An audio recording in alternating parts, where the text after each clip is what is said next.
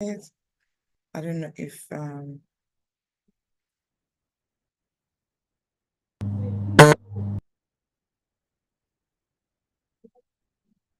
For about 15 years, Olajumoke has built Olajumoke Akindolire's profile. For about 15 years, Olajumoke has built a distinguished career at the intersection of human capital strategy, business transformation, and organizational impact. Her expertise spans the full spectrum of human resources power. Beyond HR, her professional journey includes corporate communications, relationship management, benefits administration, procurement, wealth management, and business development, equipping her with a holistic view of enterprise success. Currently, Olajumoke is leveraging her diverse experience to support social impact entrepreneurs and projects through her enterprise support company, the HopeWorks Collective Ltd. She serves as an HR consultant to C-suite executives, a corporate communications advisor, a corporate events host, and a dedicated advocate for diversity, equity, inclusion, and belonging (DE&B). Her immediate past role was as People and Culture Manager Commercial at Coca-Cola Hellenic. She has also held strategic leadership positions, including National Vice Chair of the PenOp HR Forum, Acting Chief People Officer at Total Energies EP Nigeria CPFA Limited, HR Business Partner at ARM Pensions, and key roles at Philips Consulting Limited and Diamond Securities Limited. As a non-executive director, seasoned facilitator, consultant, and learning content creator, Olajumoke continues to shape conversations around business, leadership, and social impact. She is the author of A Pocket Full of Hope, a newsletter focused on professional and personal growth. Her academic and professional credentials underscore her commitment to excellence. She holds a degree in international relations from Covenant University, is a fellow of the Institute of Management Consultants FIMC-CMC, a member of the Institute of Strategic Management ISMN, and has Investment Foundation certification from CFA, ACIPM, among others. An international speaker and corporate event host, she has collaborated with brands such as HR Expo Africa, Coca-Cola HBC, Interswitch, Kinder Consulting, Total Energies CPFA, FITC, Kairos Capital, PenOp, SIA Foundation, and many others. A game lover, wife, and mother of 3 amazing boys, Olajumoke is committed to driving meaningful change at the intersection of business and social impact. Let's give Olajumoke a round of applause as we welcome Olajumoke. We look forward to very exciting. So all, get your pens, come together, put yourself together, every distraction off, and let's dive straight into it. So once again, welcome Olajumoke, and we look forward to learning the performance strategies to keep us up in this challenging nature of work. Thank you very much. Right.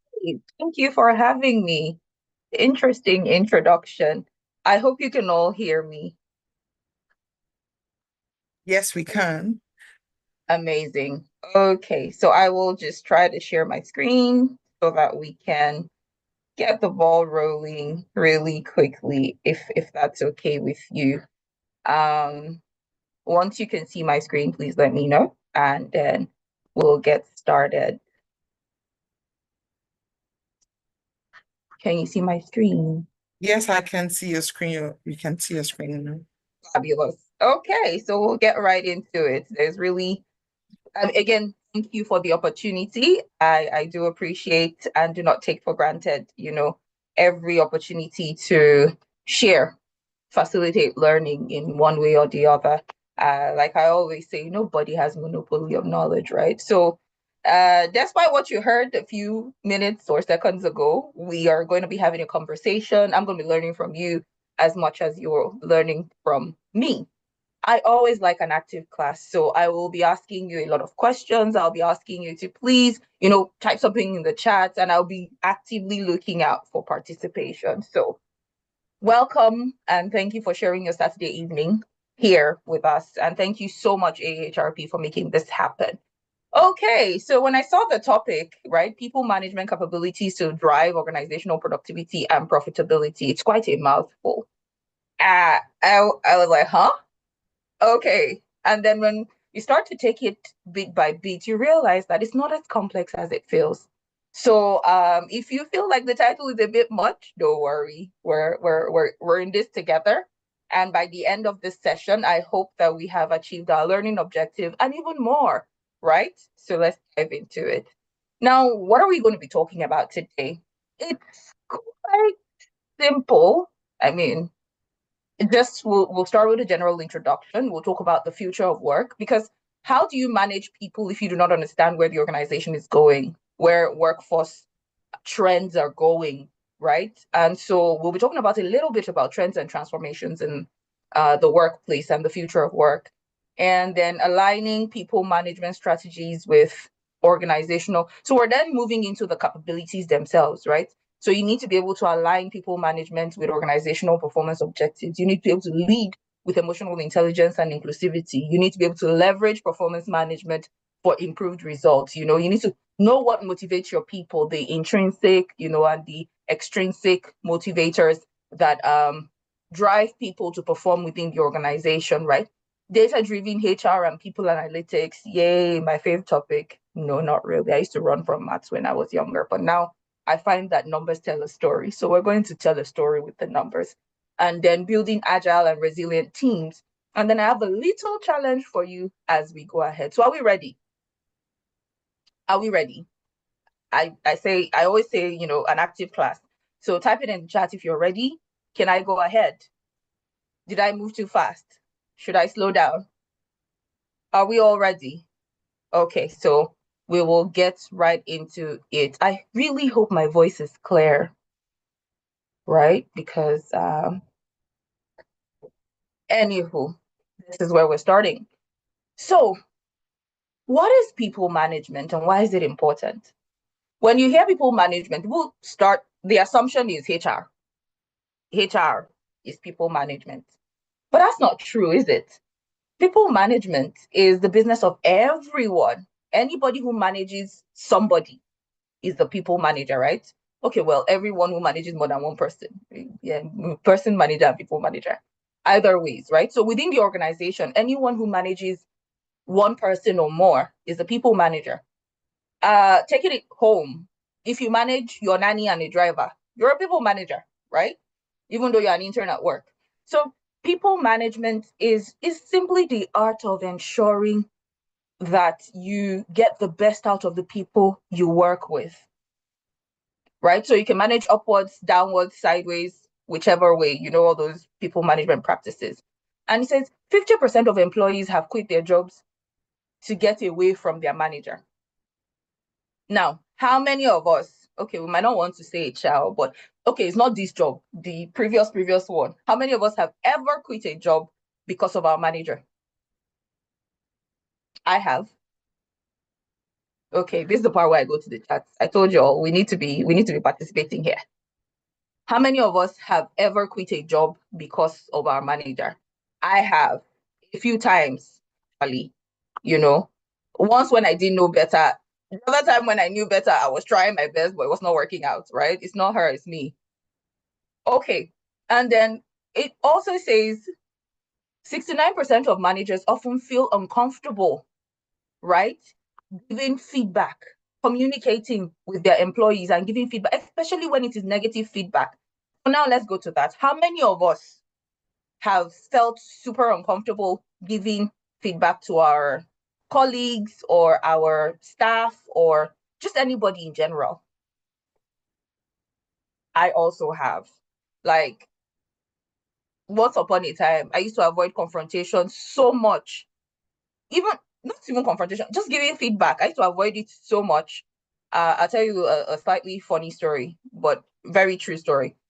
My son's first birthday party, I asked people to RSVP.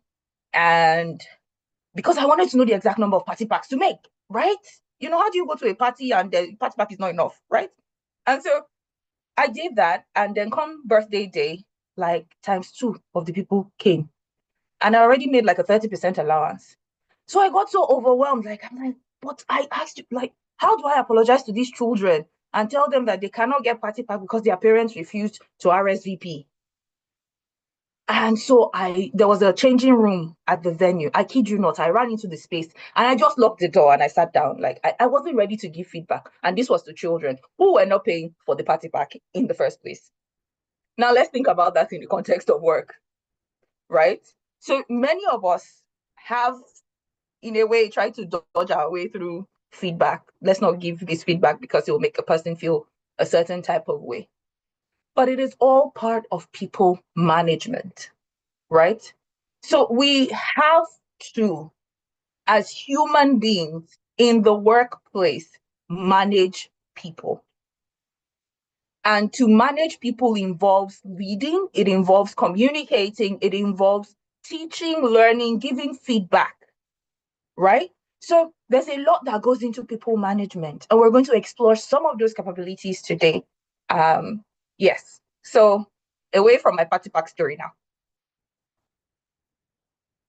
So why is it so important? Why? Why do we have to manage people? Number one, it creates engagement. It boosts engagement and drives productivity. Now you see some numbers that I have quoted, because again, it's important that we know why we're doing what we're doing, and to a large extent back what we're doing with some facts, right? So it boosts productivity. When you're engaged, when your manager communicates with you, when your people are invested in your development, you're excited to do work. And when you're excited to do work, psychology has proven that you are more productive. And if you're more productive within an organization, if all of you are more productive, it means that what? The organization will be more profitable. It reduces employee turnover. How many of us have tried to quit a job, but you don't want to quit because, your manager is nice. I don't want to betray my manager. Yes, I'm looking at you. Some of us do it. Yes, in a previous life, I used to, like, my manager. I love my manager so much. I don't want to betray my manager. And so I'm staying. So it's not about the organization now, it's that, I love the people that I'm working with, right? It enhances workplace culture. A good manager always brings positive vibes, right? Always has a way of ensuring that, everybody is well respected, everybody's job is important, everybody does what they need to do, everybody gets recognition when they should get it.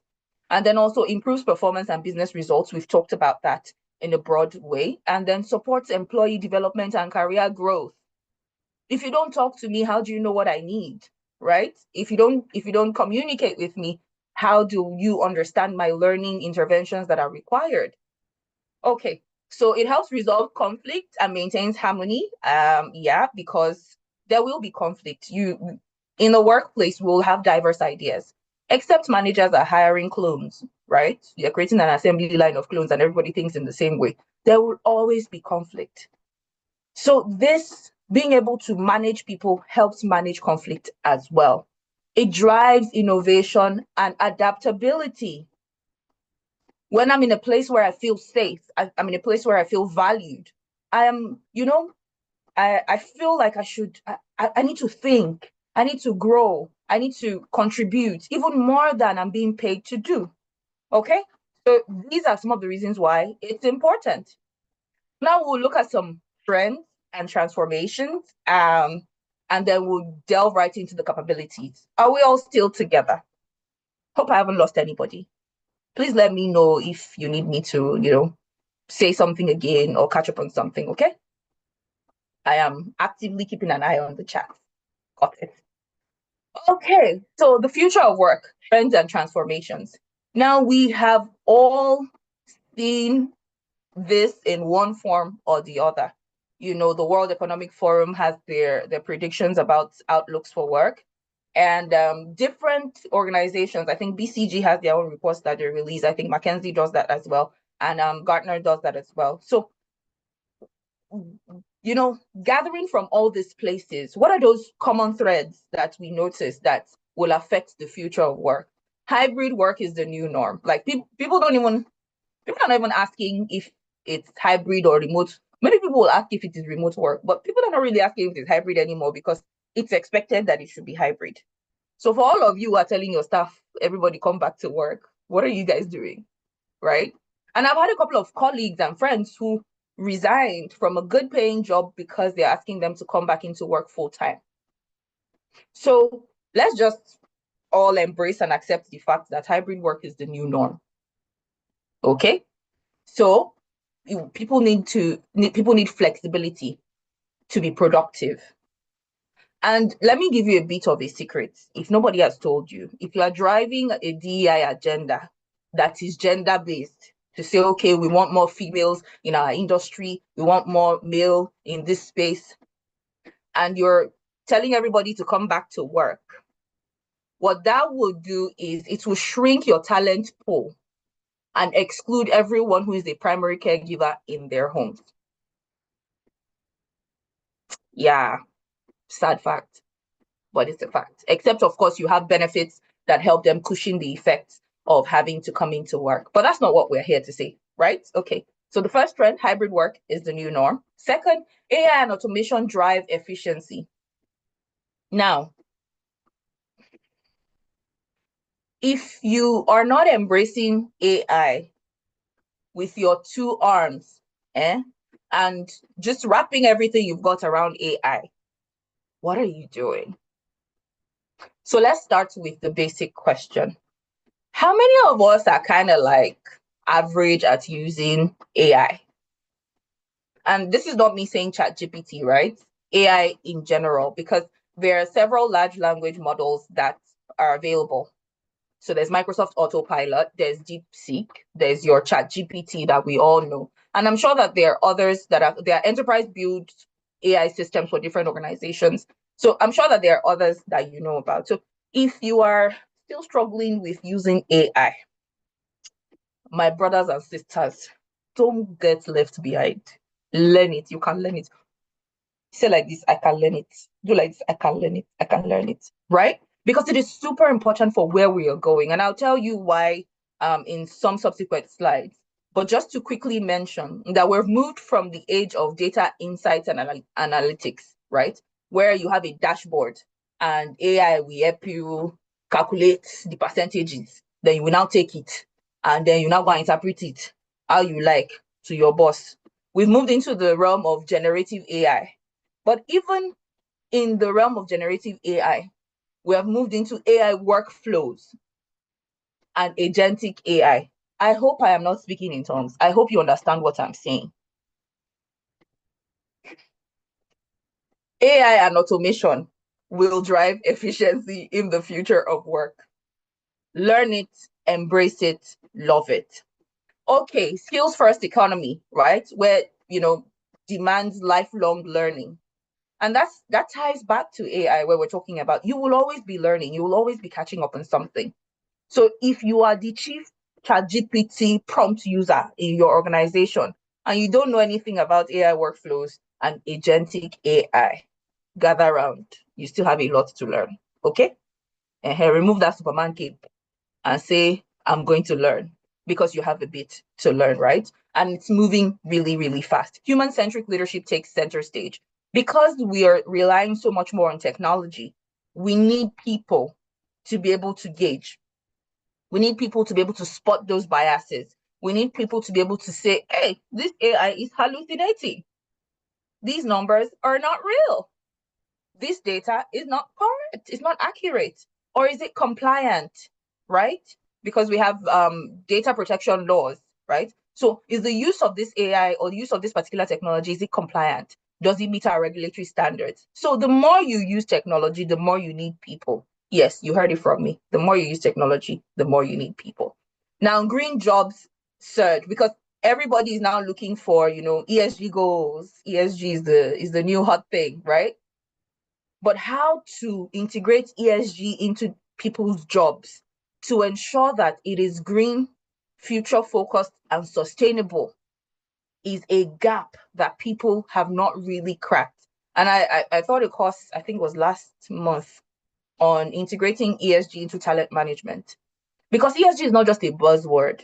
Environment, social, and governance are three key sustainability metrics that will lead us into the future of work. Okay? Immersive technology, how people learn, gamified learning, VR and AR, virtual reality, right? And artificial reality, redefine the way people collaborate. Okay. And then also strategic workforce planning. This one, we can do 2 weeks course on strategic workforce planning, because a lot of people are planning for this year and next year. and not looking in long term, in 5 years, will these roles still be useful?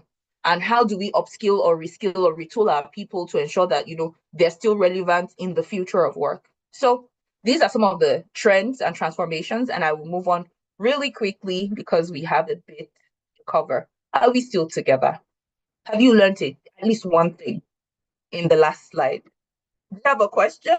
Please put it in the chat. I will be looking out for it. Now, the first capability we're going to be talking about is aligning people management strategies with organizational performance objectives. This is the foundation, framework, the rock on which every strategy we have as people managers should be built. Because if you are going left and your organization is going right, then how do you contribute to productivity and profitability? If the organizational strategy is this, but your own personal department strategy is that, and it's not aligned, and you're working at cross purposes, how will you be productive, please? It's just a question. So being able to align our people management strategies with performance objectives organizational performance objectives is the foundation, the beginning of it all. Okay, and we're going to delve into it really quickly. Again, like I said, I like working with data so that we know why we are doing what we are doing. So research has shown that companies with strong alignment see 2.3 times higher revenue growth, right? And 72% better employee retention. And these are not just numbers, and it's not rocket science. Let me tell you how. When you align your people's strategy with the organization's strategy, what's the purpose of organizational strategy? Business growth, expansion, profitability, right? So once you align your people management strategies with the organization's strategy, that means you're moving in the same direction of business growth and profitability. So if you focus all your effort on this, what does it lead to?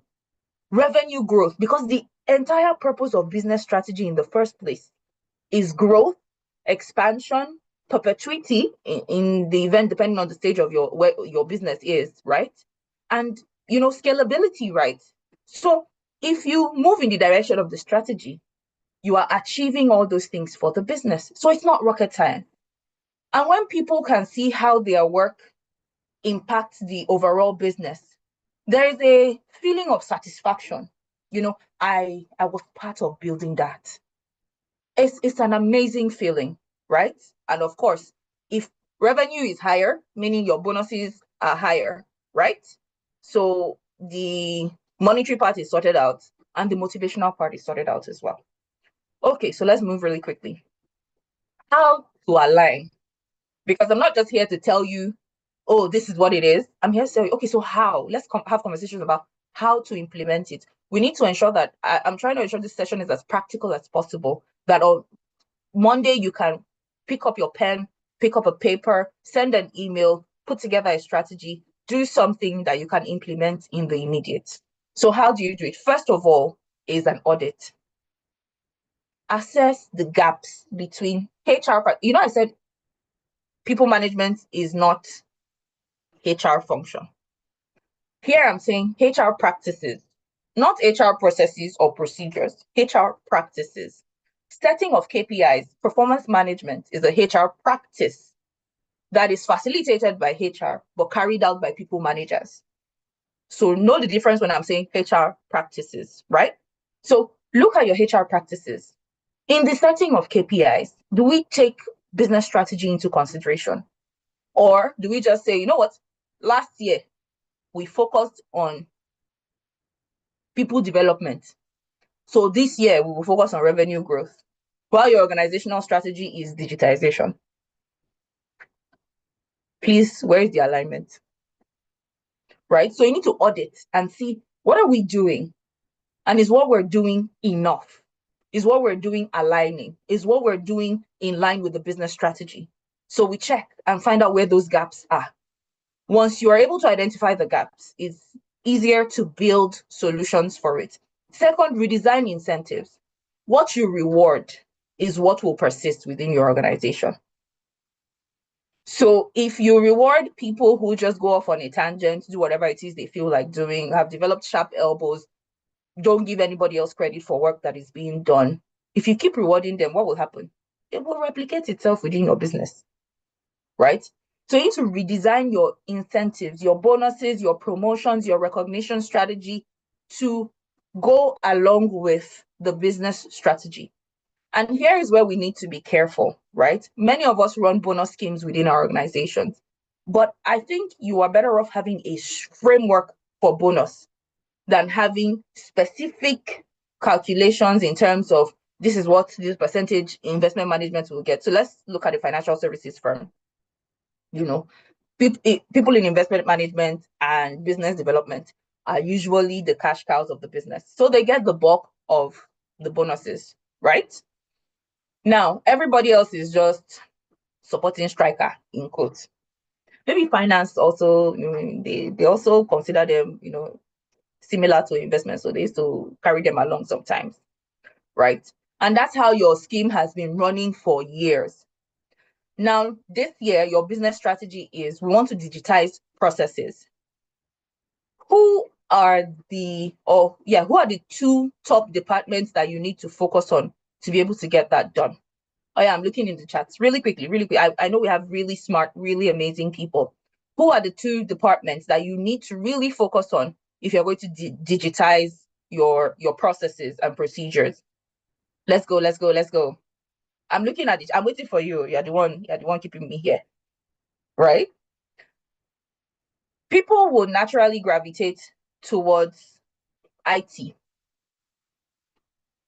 People say IT and finance to see if we have the money, Abby. Okay, so now we have empowered IT and we have empowered finance, but we have not trained people on how to use this technology. The technology we have bought is not in compliance with IFRS, God knows what. Or the regulators are on our case because they have said that we cannot use this particular technology because it's not highly regulated, right? So there is no single most important department. However, IT will drive it. Compliance will ensure that we have all the regulations in place, everything is in order before we start incurring fines. Compliance or your legal team and risk management team, you see that it has gone beyond 2. So it was never 2 in the first place. Because here's the beautiful part of how people work. IT has gone to buy this very expensive system that we want to use now. They now come and say, this is what we are using, everybody go and learn it. Or we will run training for 2 weeks and show you how to use the system. Then the guys in investment management that you want to use the system are saying, sorry, we don't understand what you are saying. You didn't carry us along in the first place, so we don't know how to use it.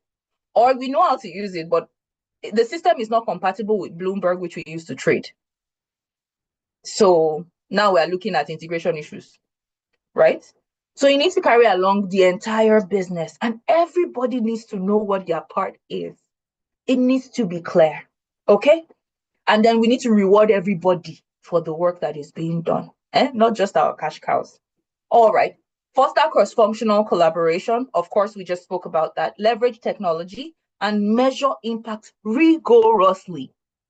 Always look back and say, is it achieving what we want it to achieve? No matter how expensive it is, no matter how much time it took us to build this system, don't be so in love with the solution that you have preferred that you cannot see that it's not solving a problem, right? So measure impact rigorously. Always check. Be sure that it is doing what it needs to do. And be humble enough. You will not have goiter if you swallow your pride and say, maybe we need to pivot. Okay? All right, then. Let's move on. Some examples of how this works. Just put that in there. And it says, okay, so let's take the first one. It says, challenges 14% of employees understand company goals, meaning that the remaining 86% are floating. How do we solve for this? right? Use your objectives and key results to link individual KPIs to the business strategy. So that way, every day they come to work, they know how this work is impacting this big organizational goal that we're talking about, right? And then an example is if you tell the sales teams, you incentivize them on customer retention. So not just lead generation, not just bringing on new clients and how many new clients they bring on, but the clients that we already have, are we retaining them? And then incentivize that. That would help or align with a strategy like revenue growth, right? Okay, we need to really quickly move. So we'll just keep on going and then we'll answer questions at the end of everything. Leading with emotional intelligence and inclusivity. This I cannot overemphasize, right? Because when you are emotionally intelligent and you are inclusive in your approach, it builds a stronger, diverse team, right? And we'll just look at some, like I keep saying, we need numbers, right? We need to know why we're doing what we're doing. So performance impact. People or leaders with high EQ generate 3 times higher revenue growth.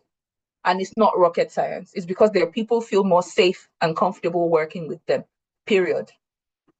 Turnover is low.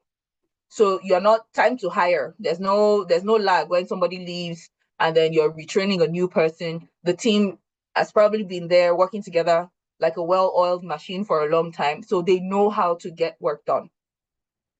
The inclusive multiplier, that means, inclusive teams are 35% more productive. When you have diverse views, it has a way of ensuring that, you cover all your bases. And I'll give an example. I joined a team, I think it was 2018. I joined a particular team and I was the newest in that team. And 6 months later, the team lead was leaving and I was asked to step up and take over. A lot of people were disgruntled. People didn't like the fact that, it was me because some of them had been there forever. But I noticed something. There was this particular person that they found hard to work with. I used to call her my left brain thinker. When everybody's going right, she's going left, and she's going left aggressively. Like she's shouting that she's going left. So you cannot ignore that she's going left. And anytime somebody brought something to the table, she would always challenge it. So after a while, people started avoiding her. And there were questions around, do I want to keep her on the team or should I let her go? What I found was that every time I wanted to present at a meeting or every time I wanted to change strategy or I had an idea, I will check and recheck and say, oh, what are the likely questions this person will ask me and how do I answer it? It made me a more critical thinker. She made me a better leader because I had to come correct to meetings. While some people will say, oh, that's not a healthy situation, it is good sometimes to have that healthy conflict, that healthy pushback that forces the team to be better, to do better, to think through it, to get to the bottom of the why of what we're doing, right? And before I left the team, we were really good friends and all of that. And then I started to understand that in her mind, she wasn't trying to be antagonistic or anything. She was just one of those really logical people that will ask you why. And ask you why until there is no other why to ask. And that was just her way, right? And I worked with her for, I think, over 2 years. So inclusive teams will be more productive because there are different angles that you'll be able to look at. You'll be able to see things from different perspectives, right? Talent magnet, 76% of employees prioritize inclusive cultures. So inclusion is a talent magnet. And of course, companies with inclusive leaders have 19% higher innovation revenue because people are open-minded. People are not being shut down when their ideas are brought to the table. So EQ, self-awareness and empathy plus inclusivity equals psychological safety, innovation plus retention. Right, now that I have bamboozled you with my mathematics, let's go into the theory of it. Okay. The 4 pillars of emotionally intelligent leadership, right? Self-awareness. Sometimes the problem is not the other person. Sometimes is that you are in a bad mood. Sometimes is that you do not understand the context of what they're saying, or you don't understand where they're coming from, right? So listening to understand is such a core skill when it comes to emotional intelligence. Knowing who you are, understanding your own biases, right? I'll give an example. I had sent an email. A colleague of ours was leaving the business, right? It was a consulting firm. And I sent an email to everyone saying, oh, the send forth will be on Friday, blah, blah, blah, put in all the details. And another colleague came to meet me and said, why would you say send forth? It is such a Christian thing to say. By the way, this colleague that came to challenge me is an atheist. And first I was upset. Like, what's me about this nonsense? Please, if you are coming, come. If I don't want to come, don't come. What's that? It's sent forth. Everybody used to say send forth. It's not me. I'm not going to be the first person to say send forth, right? But later, when I thought through it, I had to put myself in her shoes. If someone had used language that I felt was counter to my religion, would I have sat down, read that email, and happily attended, or would I have said something? So sometimes our innate biases, whether good or bad, can affect the way we relate with people. So you need to first be self-aware, recognize your own emotions, where they're coming from, and if it's coming from a place of bias, right? Next is self-management. Now I understand where my emotions are coming from. Can I manage myself? Can I ensure that I'm not transferring aggression to somebody else? You know, people, we always joke around, say displaced aggression, right? Or transferred aggression. I beg, maybe his wife upset him this morning and that's why he's shouting today, right? So you need to be able to manage yourself, regulate yourself. Can you stay calm in the face of crisis? Can you be objective even when the decision affects you, right? So being able to manage yourself.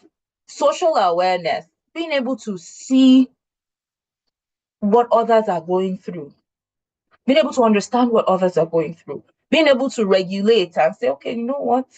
This is my star performer that I've been given every project. And then there are others who are faffing around. At a point, this person will not be able to take the load that I am giving them. So maybe I need to develop everybody else so we can all carry out the weight of the work, right? And everybody can pull their weight. And then relationship management, being able to resolve conflicts, being able to inspire people to collaborate, not just you must do it because I said so, you know, or they are fighting, well, that's their business, so just deliver my work and let's all move on, right? So these are 4 levels of emotional intelligence, or 4 pillars of emotional intelligence. Next, how does EQ drive inclusivity? Like I said, you need to be able to listen, hear those voices that are not as popular as the others, and judge, removing the lens of your own personal bias and emotions and saying objectively, can this be true? I don't have to agree with you, but I can respect your opinion, right? So being able to listen with empathy, being able to mitigate your own bias, right? Or biases that have been created by a system. And by the way, AI also has biases. Yes. So depending on the user cases that were used to develop your large language model, that's either your ChatGPT, DeepSeek, depending on where it was developed and the test cases that they use, it exhibits bias towards a certain type of responses or a certain class of people. And you know, it's very evident in recruitment. Some recruiters have found that some applicant tracking systems are biased towards people who use a certain type of language, or people who use a certain type of who write their CV a certain type of way that clones maybe the user test case that they were developed on, right, or that they were trained on. So bias is not just human. Technology can also be biased. So take that and then just look out for it, right? So using emotional intelligence to recognize unconscious biases in decision making, a couple of, I think it was a couple of months ago, we're running some analysis with an organization I was consulting for. And we noticed the pay gap between male and female. And people were asking, oh, let's increase the female salary. Let's do this. And I'm like, you'll be putting band-aid on something that you have not even understood the root cause. And by the time we were done doing our research, asking questions and all of that, we realized that it was even from the point of employment, there was bias. The recruiters were more comfortable giving female candidates lower range offers than the guys. And we tested it with people with similar credentials, people who had refused the offer and we had to give an offer to the next person, just used a lot of user cases. And we realized that from the beginning, from the point of recruitment, the recruiters were already lowballing the female staff. So if the salary range is between 50 and 100, they're comfortable offering the woman 50, but the guys, they would usually typically start from like 65. And when we asked why, it was more a case of, oh, they asserted themselves, they showed dominance during the interview, so we felt that they deserved to earn. These are unconscious biases that they didn't even know they were perpetrating until we were digging, right? So it's important that we interrupt ourselves from time to time to dig out these biases. Okay, and then the next one is creating psychological safety. It enables risk-taking and all of that and much more. Let's keep it moving because time is running. Okay, so inclusive leadership behaviors, right? First of all, we're talking about sponsorship. Being able to advocate for diverse talent, being able to sponsor people who may be different from you, being able to be comfortable saying that this person is good at this, and this. Not, oh, this person, we're not from the same tribe, or this person, does not have the same life philosophies as myself. Being able to give opportunities to everyone for growth. Micro affirmations. Pronouncing people's name correctly.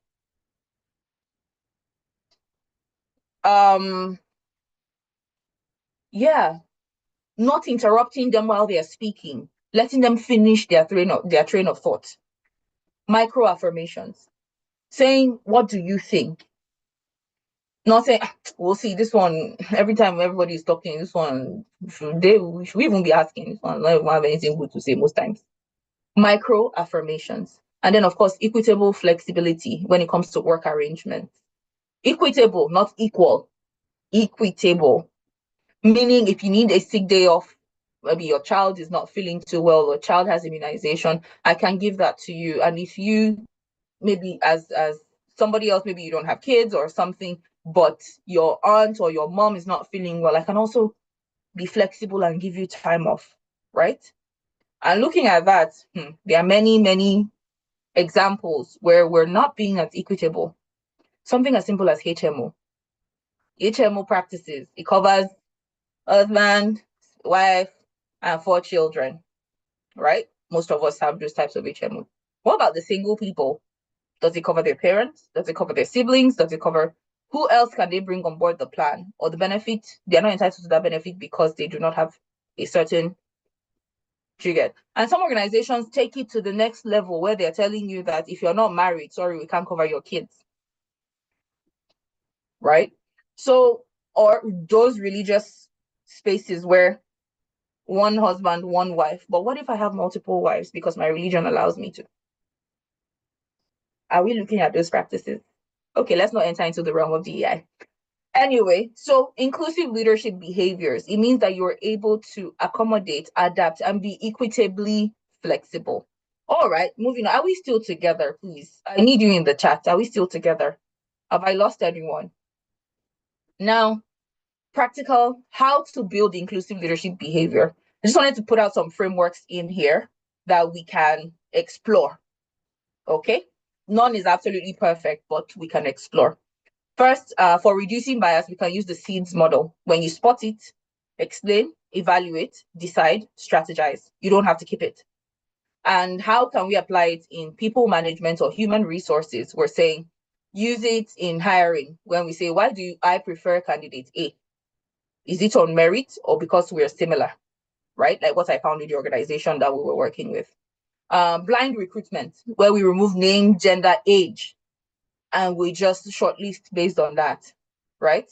Reduces bias in shortlisting by 35%, says Harvard. Bias interrupters, where you interrupt yourself, put in place processes to ensure that your bias does not come into play, right? By an example here is implementing a scoring rubric for promotion instead of just using hiring manager's recommendation, because I might have the halo effect during performance management. I have been lax and slack the entire year, and then 2 months before performance reviews, it's like I drank Red Bull and now I'm going at it. Now I have the halo effect because my manager thinks, oh, in the last 2 months, and that's what my manager remembers, right? In the last 2 months, I've been amazing. So are there specific metrics that we can use for promotion? So it's not just on a hunch or because my manager likes me. Okay, so some other frameworks for building psychological safety. We're looking at the Fearless Organization Scan, where you do a pulse survey and say, do you feel safe admitting your mistakes? There's something I always say. A learning organization is an organization where they ask why more than they say yes. If it's okay to ask why, if it's okay to say, I don't know, if it's okay to say, can I come back to you? Then we're exhibiting some level of psychological safety, right? But it's not 100% foolproof anyways. The 5-to-1 feedback ratio, where for every critique, you give 5 affirmations. Now, this might be a bit much. Like I said, it's a framework. So you can do the 2-to-1, the sandwich approach, right? Where you start with positive feedback, give a critique, and then give another positive feedback if 5 affirmations are too much for you to implement. Okay? Then after action reviews, what worked and what didn't work? We're not blaming anybody. We're not saying, oh, you see, that project is because Victor didn't submit it on time. That's why I was unable to prepare the report. If he had submitted the timeline, we would have destroyed it. Now we are blaming, right? But what worked, what didn't work, and how can we do better? Okay, so that's a good way to look at it. Now we are going to do a little bit of work. Are we all here? Let us analyze certain scenarios. Are we still together? So I'm watching the chat like a hawk. Scenario 1, self-awareness. Manager snaps at a staff during meeting. Not Snapchat, not take a picture of the staff. Is rude or is short or makes an angry comment at a staff during a meeting. Someone with low emotional intelligence, what will they do? If your manager has low emotional intelligence, what will they do? Oh yeah, let's see it in the chat. Some of us have experienced it where the manager snaps at you during a meeting and then now meeting is over and what? We move on like nothing ever happened, right? In fact, sometimes they even say it's you, that it's your fault. Manager now says, I'm fine, like I really was wondering whether you were fine or not. And then you are too sensitive, Seth. You are the one, you're always the problem. That's a manager with low emotional intelligence. A manager with high emotional intelligence will approach you and say something close to, doesn't have to be word for word, but I noticed I was short with you in that meeting. I'm stressed about a particular deadline, but it's not your fault. Gives you that comfort. Some managers will even hold a grudge. Yeah, so be like, nonsense. I was talking, we're talking. What do you mean by that? Right? So we have all, in one way or the other, either experienced it or been the ones who doled out those experiences. So if you were that manager, in that moment, you displayed low emotional intelligence. So let's do better next time. Okay? Scenario 2, staff missed a deadline. What do you do? Calling sick. I'm not feeling well. I may have headache and running stomach at the same time. Right? Or what exactly will you do if you're a staff and you miss the deadline? Low emotional intelligence, yelling at an employee for missing a deadline. Your manager is shouting that you missed a deadline. So now, after with the shout, deliver the project. And I'm not saying that it doesn't happen. It happens. We're human beings. Sometimes you're so frustrated, you take it out on the person. You really send them back home to their ancestors and say, if only your generations were much smarter, you will not be here as my subordinate. I've heard loads of strange things that managers have said to their staff. But does it help with delivering the deadline? No. So can we have a calm conversation about what is going on and how we can ensure it doesn't happen again? I can be firm and empathetic.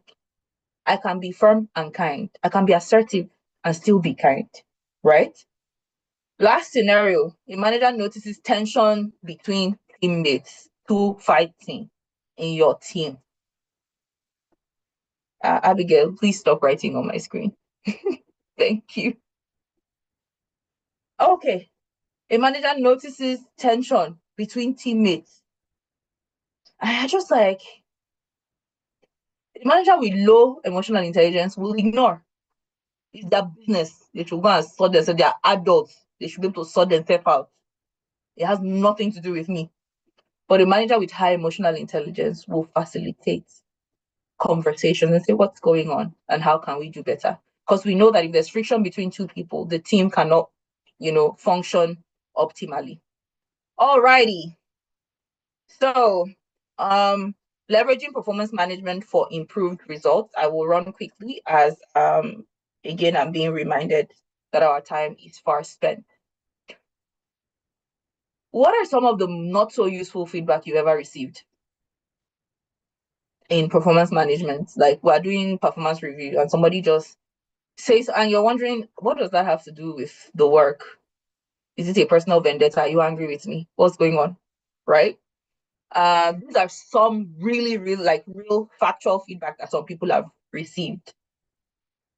This young lady has delusions of adequacy. This employee should go far. And the sooner the better, like send them away. Let them go far from here. This employee is depriving a village somewhere of an idiot. These are real performance feedback that people have received, right? But how does this help? Doesn't help anybody. So we'll run really quickly. Some key insights. When it comes to only 40% of employees feel inspired after their performance review. I know firsthand the stress that people face when going through performance reviews. The anxiety that comes because they're going to have a one-on-one with their manager.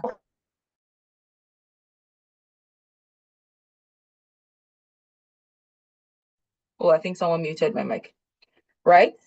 So let's move on really quickly.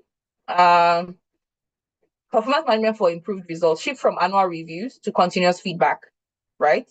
Annual reviews are infrequent. So it's important that we give feedback consistently. And here are some solutions that are preferred as well. So feel free to read through or take a screenshot or something. Align individual goals with business outcomes. We said that at the beginning. Focus on development, not just ratings. Focus on development, not just ratings, right? It is a developmental process. It's not just so that you can tell the person that they're inadequate, right? Leverage data and AI for smarter decisions. And also train managers to coach and not judge their people. It is very important that you train your managers to coach and not judge the people. Okay. Some of the actionable strategies that we have, this again for managers, for HR leaders, and for employees as a whole, just some things that you can do. Like I said, I try to make it as practical as possible. Some things you can take away with you and then implement immediately, right? So for HR leaders, ditch the annual reviews, of course, make it more consistent. Use tools, tie compensation to behaviors. For managers, give in the moment feedback. Don't set leg for them in the future. Do give feedback now so they can course correct before the full appraisals, the full appraisal cycle is done. Co-create developmental plans. Don't sit in your office and say, this is what I think this person needs. Because what might be manifesting as one behavior might be, the root cause might be something completely different. Recognize progress. Always recognize progress. Oh yeah, you're doing well. You're improving. This is better than the last set of reports that I got. Well done. Keep it up. For employees, own your growth and track your impact. Okay, we're close to the end. Now, sorry. Understanding intrinsic and extrinsic motivators and strategies to retain top talent. Would you rather, and answer honestly, would you rather receive $10K as your bonus or take 6 months sabbatical? $10K or 6 months sabbatical? What would you rather have? Honestly, in the chat, I look forward to your feedback, right? But some insights. 70% of employee motivation stems from non-financial factors. That's McKinsey. And I know some of my brothers and sisters are doing bombastic side eye. No, I beg, it's 50-50. But this is research. All right. Companies with strong motivation strategies have 41% lower absenteeism, and then top talent is 2 times more likely to. Sorry, just 1 minute. I'm trying to catch up on the chat over here. Hey, $10K. People even increase their own to 19K. I'm so sorry, oh, that extra 9K, I don't know where it came from. Right? Okay. And then balancing extrinsic rewards like pay and perks with intrinsic drivers like purpose and growth helps you maximize retention. Now, this slide has said everything I want to say, but we'll just move on really quickly. Intrinsic is when, it's an internal drive to do something because it is inherently rewarding for you. Like you're a purpose-driven person, and so impact work is what you love to do. You want autonomy, you want to gain mastery of your skills, or you have a deep passion for the work that you do. Those ones you are motivated by inside, meaning that way you like to solve problems, or you want to learn, or you want to feel proud of the work that you do, right? While the extrinsic motivation is, just give me my money, right? Pay me my money, give me benefits, give me perks, give me visibility, give me recognition, give me a platform, and all of that, right? So both types are very important. And if you're able to balance both types, you will do well as an organization. Now, retention strategies leverage both. For intrinsic, follow or design work that is meaningful. For the person who's internally motivated, give them meaningful work, offer autonomy, let them own and trust them to do their work, and then encourage them to grow. They will stay with you, right? And then for the extrinsic ones, we're talking about competitive pay. Make the pay make sense. Give them rewards and recognition, and give them flexible work. Now, imagine if you're able to combine these two strategies, you will retain your top talents, okay? So moving on. Now, some practical tips, again, actionable strategies, because I like to make it as practical as possible. Audit your motivators, develop growth tracks, that's technical versus managerial career paths, because sometimes people are promoted to a place of incompetence. I did not tell you that I wanted to manage 16 people. I don't want to do my work and be a specialist. But now you have made me a people manager and I'm struggling, right? So train managers to give frequent feedback, leverage progress principle, negotiate non-salary benefits as an employee, and all of this and much more. I'm sure you get the slides, I think, at some point. Okay, now we're talking about data-driven HR analytics. This one, if you have worked in HR or you're a people manager, you've heard this one 1 million times. So I'm going to focus on the key insights and then skip through to the next point. Companies using people analytics are more likely, sorry, I think there's something blocking me here, are 3 times more likely to outperform their peers, right? Because you are making decisions based on insights. HR teams leveraging data see 25% lower turnover and 40% higher productivity, because at every point you are analyzing the data and you are ensuring that you know what drives people, what drives them away, and what draws them towards the business, the push and pull factors. You are innovating, you are agile, you're looking at that data and you're saying, what can we do about it? It's not that we have the data and we have the data for having sake. We have 64 reports that we submit every month. and we have done nothing, absolutely nothing with all the data, right? So we have data, we have insights, and we're working with it. So actionable insights is what drives productivity. 82% of CEOs now demand HR to use data for talent decisions. That is so true. So more and more CEOs are asking HR to do more with data. Now, there are different levels of data when it comes to HR analytics, and depending on the maturity of your team, right? The descriptive ones, that's what happened. Diagnostics, why did it happen? Predictive, what will happen? And then the prescriptive, in the event that we found out that this is what is going to happen, how do we ensure it does not happen? Or how do we accelerate it happening? So if it is bad, how do we ensure it doesn't happen? How do we mitigate it? If it is good, how do we accelerate it and even scale the results to ensure that we have it replicated across the organization? Okay, so some metrics and some how to calculate them. I'm sure this you can always find anywhere, so we're not going to go straight into it. Some actionable strategies, start small. Don't say now that say I should go and do data analysis. I'm going to analyze data of 10,000 staff all at once together. No, you can start with a team. Use that data. Look at the insights. Is it actionable? And then you begin to scale up, right? For managers, demand data. As a people manager, always demand for data. Don't accept when people just tell you, this is how I feel, this is how I think, this one. That is important, but it's also important to look at the data set, right? Where it's coming from. Fact, logic, quantitative and qualitative data. Data is not just about numbers. In some cases, there's qualitative data as well. And then for employees, tie HR metrics to revenue and invest in AI tools. Last but not the least, before we round this up, building agile and resilient teams. Okay, like I said, we're always looking at insights because you need to know the why of what we're doing. 89% of executives cite agility as critical to business success. If your team is agile, there's a lot that you can do. Resilient teams see 5 times faster decision making and 3 times higher innovation, right? Because even if you hit a brick wall, a resilient team will go back and say, what went wrong? What didn't work? What worked? And how can we make it better? 70% of change initiatives fail due to poor team adaptability. Yes, people are not willing to adapt. People are not willing to change the status quo because it's inconvenient. Sorry, right? So resilient teams are important to productivity and profitability within organizations. Right. So agile teams learn fast, pivot quickly, and recover stronger from disruptions by combining structure, mindset, and tools.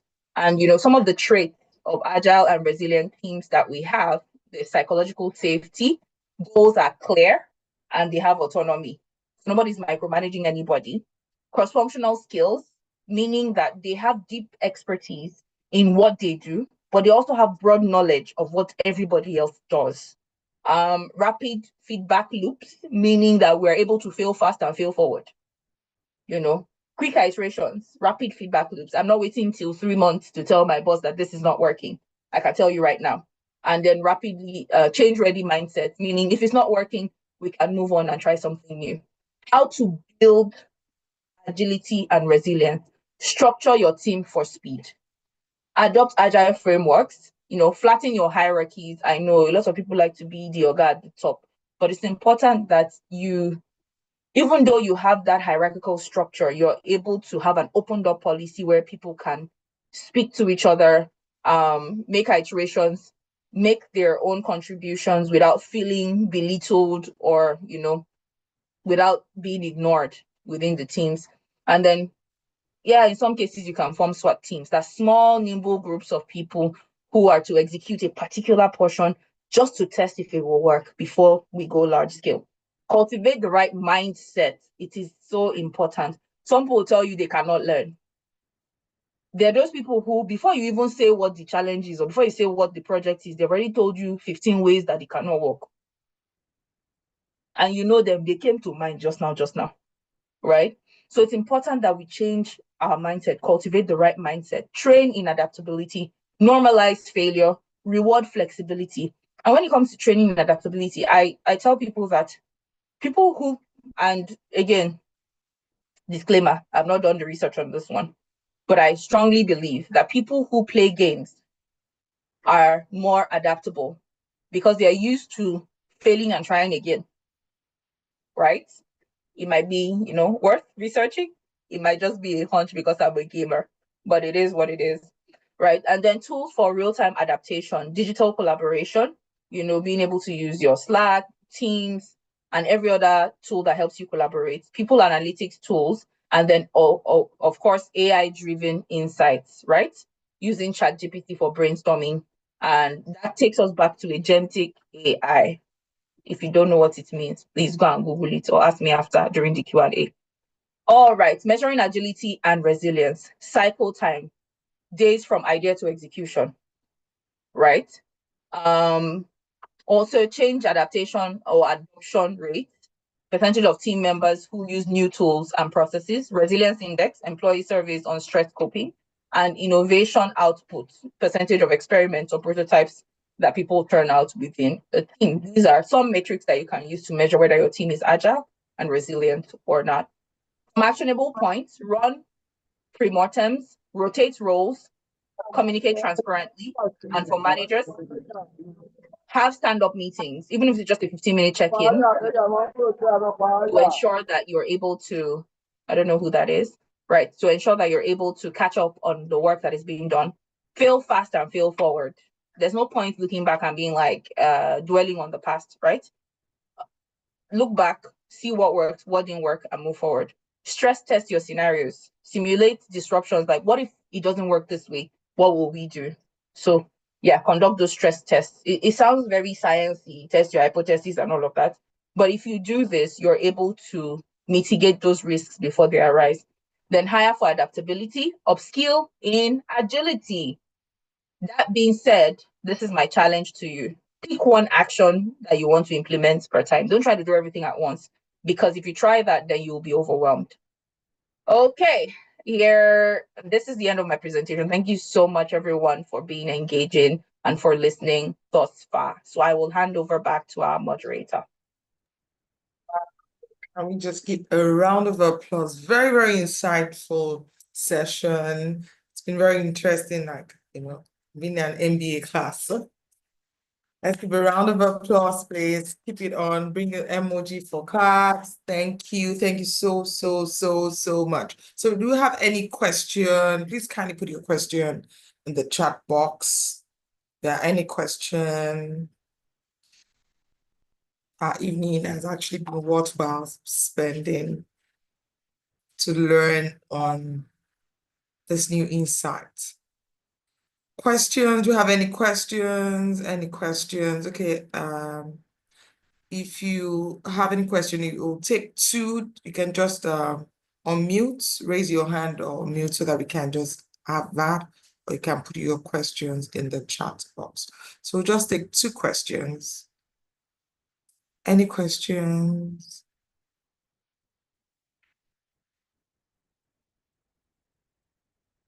Okay, while we're waiting for the question, I'll say that it's really been an insightful one where we've actually learned a lot. I've learned a lot, and I'm very sure we all have learned a lot. At least now we know as HR managers, we've understood more beyond what just HR is, people management. Anyone now will understand that as much as you have more than one, you have a team, or you have more than one person working with you, or you're automatically a people manager.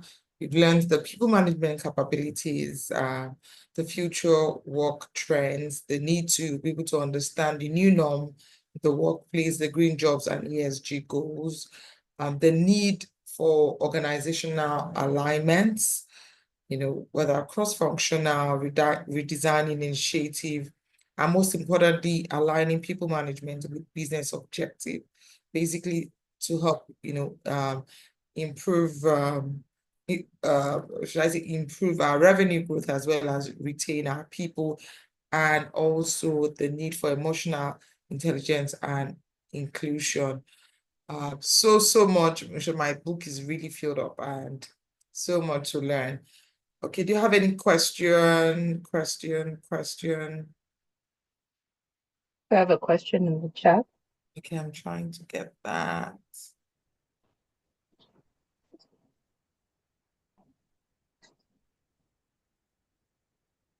Okay, I have more than questions. I'd like us to do this again and dive deeper because she has to rush and skip some.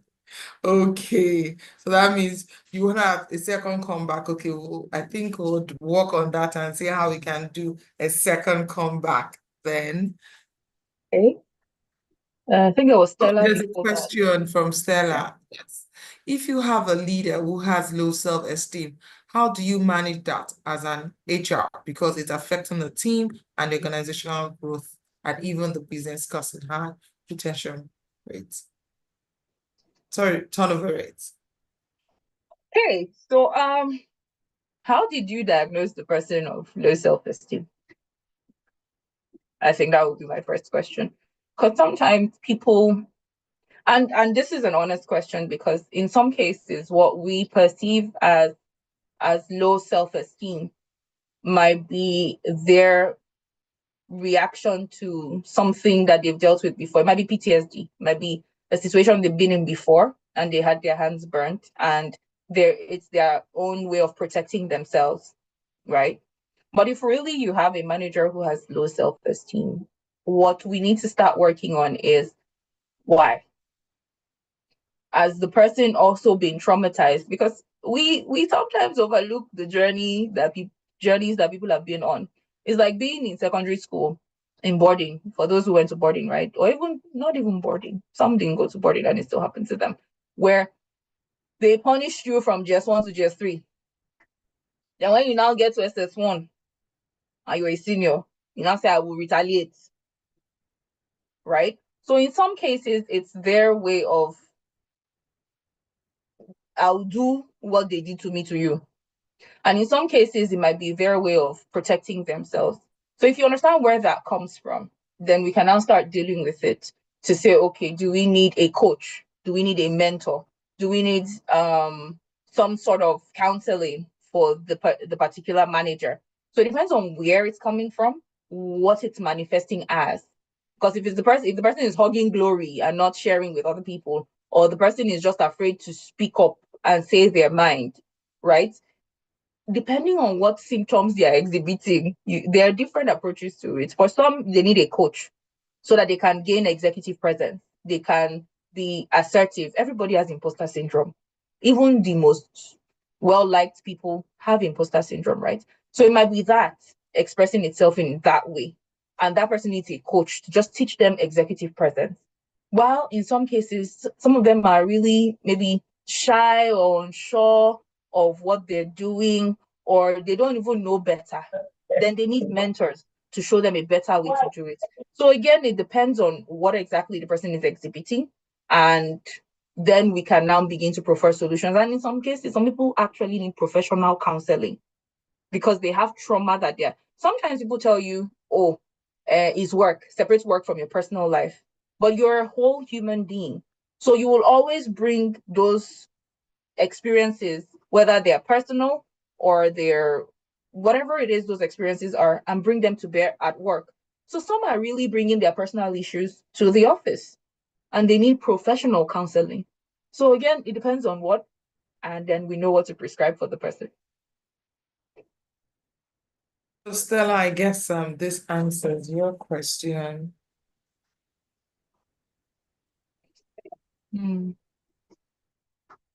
Okay, do we still trying to go through the chat to see if we have any other questions.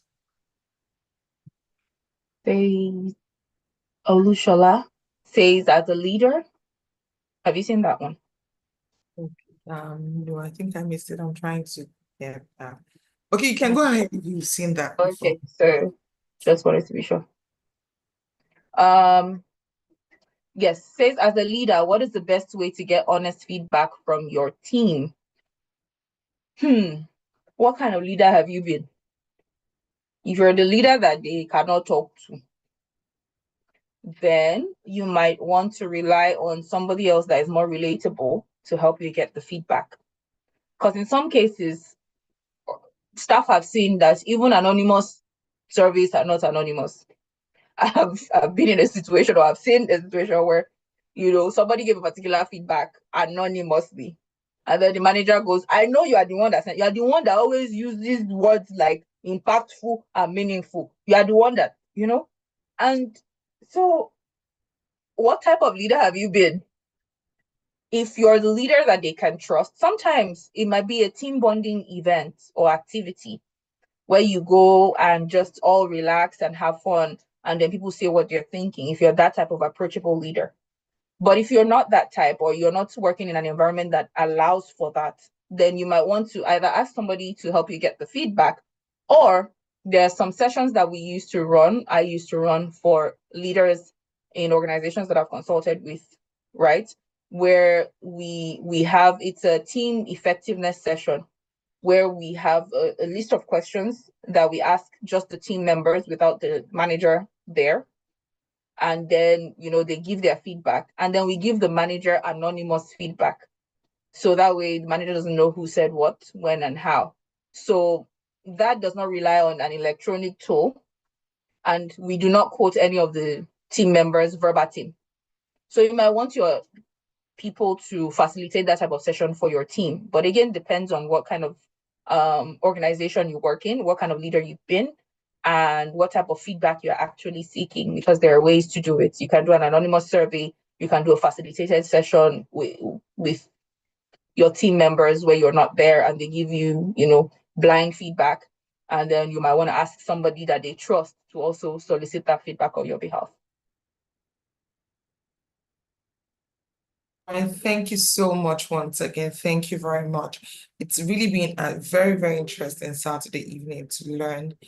And I think beyond all we've learned and relearned, we need to go back and, re-examine, as well as then begin to put to practice some of those learnings. And for me, I think part of the take back for me is for, in terms of with regards to continuous feedback system, as an HR leader, they need to design dual career tracks, and to ensure that most promotions are, are not imposed based, or rather they are based on, basic competency and track record of the staff. And, for me, I think there's so much just to learn, develop, like I said, bias-free promotional scoring system. And you cannot emphasize or emphasize the word communication. So as managers, let's go back, then let's provide feedback, let's coach our team. And then as we do this, let's also try to be emotionally intelligent to enable us, drive these initiatives and strategies and ensure that we have a more productive and happy staff. So Workplace. once again, thank you. So the link to we need to request for the certificate. The link is in the chat box. Please click on it and then fill. Okay, I think Mo, anyone, do we have any other information we'd like to pass before we close? It's been a very interesting evening. Do you have any information, Mo, Shola? Okay, in the absence of none, we would like to say thank you very much, Olajumoke, for your time and for sharing your insight and knowledge with us. We do appreciate this. Thank you, everyone, for coming. Thank you for giving us about an hour plus of your time to learn and relearn and unlearn.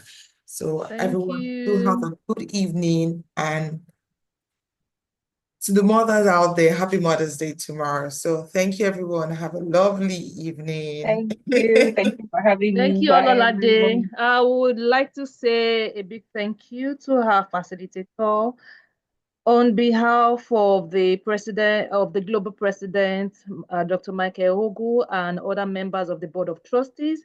We would like to appreciate you for giving us your time and sharing your knowledge with us. It has been an insightful one. And I'm sure people will, all members have been mentioning, they will be able to go back to the recording on YouTube to learn more on all that you have mentioned. We appreciate you so kindly, and we say a big thank you to you. And to all members for staying till this time, thank you for your time. See you again in another 2 weeks. Thank you.